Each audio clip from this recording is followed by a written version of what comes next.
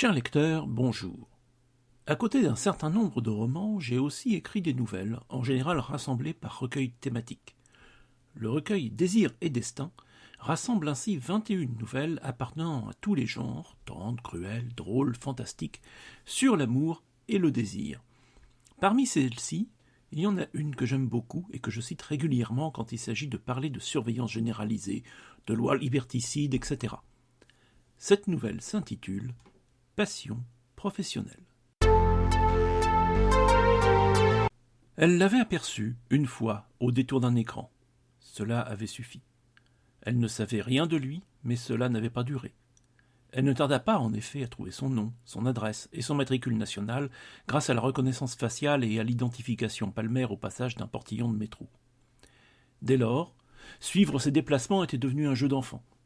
Elle pouvait l'admirer sous tous les angles permis par la vidéosurveillance du territoire. Edwige Safari était une inspectrice de surveillance très bien notée par ses supérieurs. Elle prenait son rôle à cœur. En 2 ans, 2 voleurs à la tire avaient été arrêtés grâce à elle. Leur exécution publique avait réjoui le directeur des programmes télévisés.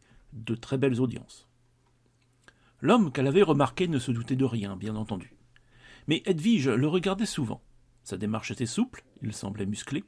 De fait, il fréquentait un club de sport près de son domicile plusieurs soirs par semaine. Mais son visage respirait la douceur. Elle rêvait de le rencontrer. Dès qu'elle songeait à le voir, elle se demandait comment justifier une rencontre, ce qu'elle pourrait lui dire, quels mots prononcer, quelles odes lui chanter. D'autres femmes, jolies du reste, se pendaient à son cou. L'une, notamment, le rejoignait souvent dans un petit hôtel près de son travail. Ses longs cheveux blonds ondulaient dans la lumière crue dispensée par les couloirs souterrains. Elle aussi semblait heureuse. On le saurait à moins. Elle fréquentait un bien bel homme qui devait lui faire l'amour comme un dieu plusieurs fois par semaine. Edwige Safari développa, parallèlement à son désir pour l'homme, une haine et une jalousie terrifiantes à l'égard de cette femme. Elle se mit à la suivre au travers des écrans aussi facilement qu'elle avait pu le faire pour l'homme. À force de suivre systématiquement les 2 mêmes personnes, les alertes se déclenchèrent. « Edwige, votre jugement est sûr, nous sommes fiers de vous compter parmi nous », lui déclara son chef lorsqu'il la convoqua dans son bureau. « Merci, monsieur. Vous surveillez attentivement 2 personnes depuis maintenant plusieurs semaines. Nous pensons que vous avez de bonnes raisons de vous intéresser à elles, mais les premiers recoupements de routine n'ont rien donné de probant. Pour orienter nos recherches, pourriez-vous nous indiquer une piste ? Je n'ai pas déclenché de remontée pour l'instant, monsieur, précisément, parce que je ne sais pas bien dans quelle direction rechercher. Ces 2 personnes ont eu une attitude suspecte à plusieurs reprises, notamment en se tenant cachés des caméras ensemble, mais je n'arrive pas à en savoir plus. Je vais donc poursuivre ma surveillance si vous n'y voyez pas d'inconvénient. C'est entendu, et il ne faut prendre aucun risque. Peu après cette entrevue, l'homme et la femme se rencontrèrent de nouveau, comme par hasard, dans le métro. Ils s'éloignèrent du couloir principal et s'isolèrent un bref instant dans un recoin peu illuminé et, surtout, sans la moindre surveillance vidéo. Edwige Safari prit le contrôle de plusieurs caméras dans le secteur, zooma, les orienta de diverses façons, mais il n'y eut rien à faire. Un vice de conception du réseau de vidéoprotection empêcha de voir ce que les 2 faisaient exactement. Leur isolement dura 4 ou 5 minutes. Pour une surveillante comme Edwige Safari, un tel laps de temps correspondait à une éternité. Elle ne put s'empêcher de passer sa langue sur ses lèvres en songeant à ce que ces 2-là pouvaient faire ensemble, isolés, sans surveillance. Elle en conçut une haine décuplée pour la femme. Enfin, l'homme reparut et s'éloigna. Il semblait heureux, apaisé. Son sourire d'ange illumina la totalité d'un des écrans de la surveillante grâce au zoom. Sur ses pas, le suivait la femme. Ils échangèrent un regard doux et plein d'attention avant de s'éloigner, chacun dans leur direction. Edwige Safari ne pouvait plus tenir. Il fallait qu'elle en sache plus. Tant pis pour sa carrière. Depuis trop longtemps, elle surveillait cet homme. Elle remplit le formulaire pour accéder à la vidéosurveillance restreinte. À sa grande surprise, on lui donna les droits étendus en moins d'1 heure sans lui poser la moindre question. C'était la première fois qu'elle faisait une telle demande et s'était attendue à ce qu'on lui réclame une justification rationnelle. La justification portée sur le formulaire était lapidaire. Attitude suspecte répétée, en surveillance rapprochée depuis 3 semaines. Il y eut même un petit commentaire apposé par son chef en forme d'encouragement. Ne le lâchez pas, ne prenez aucun risque. À partir de ce moment, elle put accéder au réseau privé des magasins dès lors que l'homme qu'elle convoitait s'y trouvait. Elle voyait qu'il se rendait souvent chez des fleuristes pour commander de superbes bouquets. L'adresse de livraison correspondait à celle de la femme qu'il croisait souvent. Tout concordait par conséquent. Le système expert fit les rapprochements et confirma la collusion des 2 suspects. Dans la mémoire de l'ordinateur central, le niveau d'infiabilité affecté à ces deux personnes grimpa encore d'un cran. Edwige Safari jonglait entre ses écrans. Sur l'un, elle poursuivait son travail ordinaire et put détecter un dangereux activiste qui avait fait un bras d'honneur à un policier dès que celui-ci eut achevé le contrôle de son identité et lui avait tourné le dos. Elle put alerter le policier aussitôt par son oreillette. Il n'eut qu'à faire un rapide demi-tour. L'activiste n'avait pas encore baissé son bras et fut surpris en flagrant délit d'outrage. La décharge électrique le paralysa et une patrouille put l'embarquer. Sans doute un juge l'enverrait en camp de rééducation, sauf si c'était un récidiviste. En tel cas, une exécution publique conclurait la carrière criminelle du malfrat. L'inspectrice ne prit pas le temps de vérifier la situation de l'interpellé, ce n'était plus son affaire. Cette absence de curiosité avait parfois étonné ses supérieurs hiérarchiques, mais elle se contentait de faire son travail, c'est tout.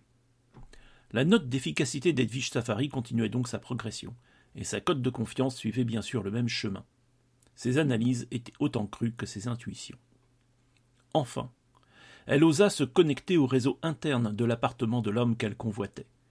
Il était beau lorsqu'il dormait, même avec les drôles de teintes que la caméra infrarouge donnait aux images. Au bout de quelques semaines, en soirée, Edwige Safari crut que sa rétine allait exploser. Le rouge couvrait l'écran. L'homme s'activait, mais il n'était pas seul dans son lit. L'autre, la femme, était là. Son corps lascif n'avait pas pu se contenter des caresses qu'il prodiguait. La température des images avait monté brutalement, puis atteignit le maximum. Il réalisait des va-et-vient entre les cuisses de la succube qui soulevait le corps offert. Les mains de l'homme se perdaient parfois sur la poitrine de cette catin quand celle-ci lui permettait, par un habile positionnement, de ne pas avoir à les utiliser pour se maintenir.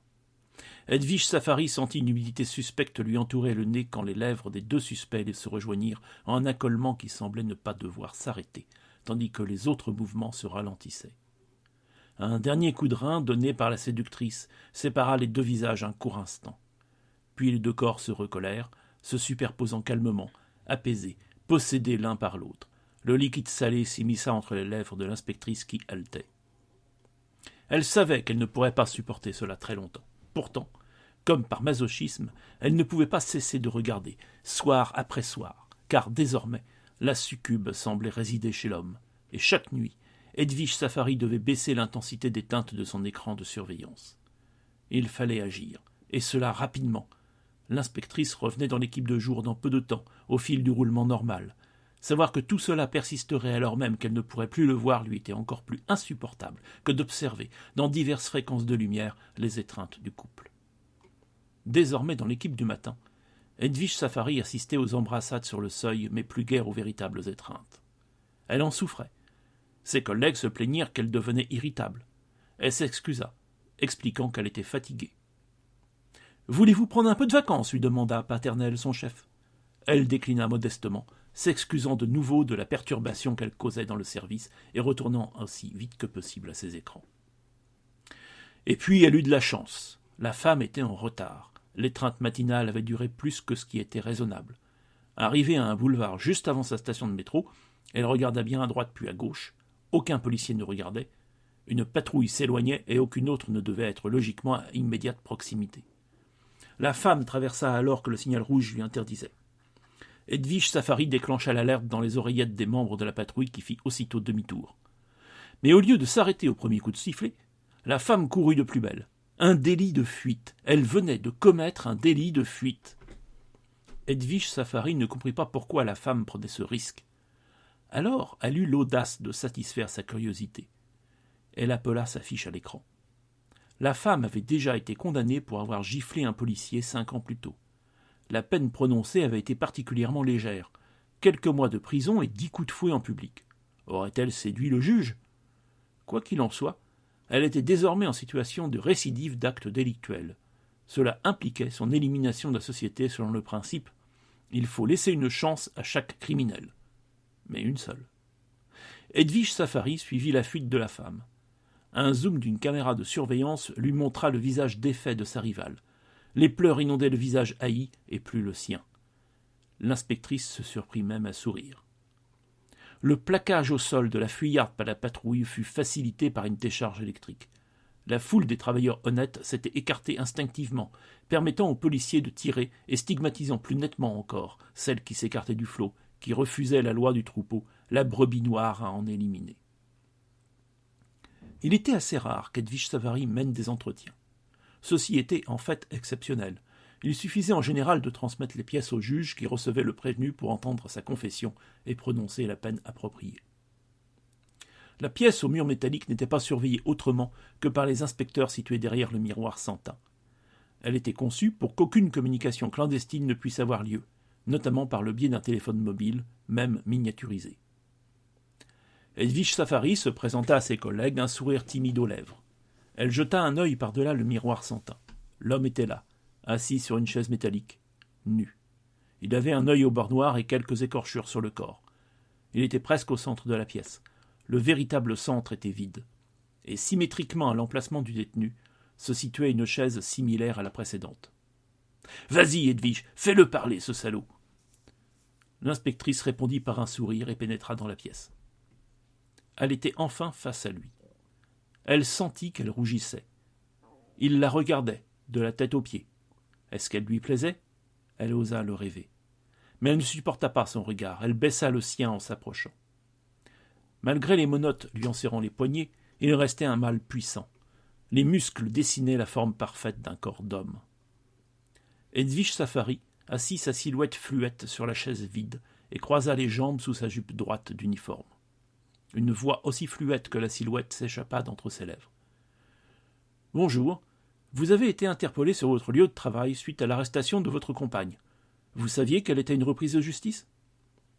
Elle m'avait dit qu'elle avait été condamnée parce qu'elle s'était défendue d'un policier qui lui touchait la poitrine. » La voix de l'homme avait beau trembler, elle était grave et forte. Même entravé, l'homme conservait son charme. Peut-être même en était-il sublimé. « Donc, vous acceptez de fréquenter des condamnés, sourit Edwige Savary. Il n'y a rien d'illégal à ça.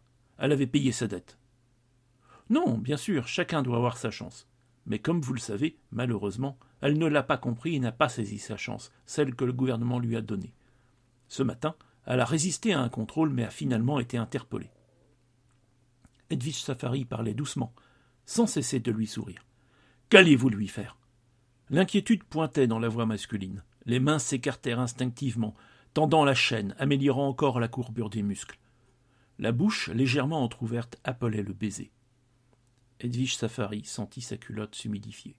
« Ce n'est plus votre affaire, vous ne la fréquenterez plus parce qu'elle sera exclue de notre société qui veut vivre en paix, libérée de ces psychopathes, de ces criminels. »« Ordures ! Vous êtes tous des ordures fascistes !»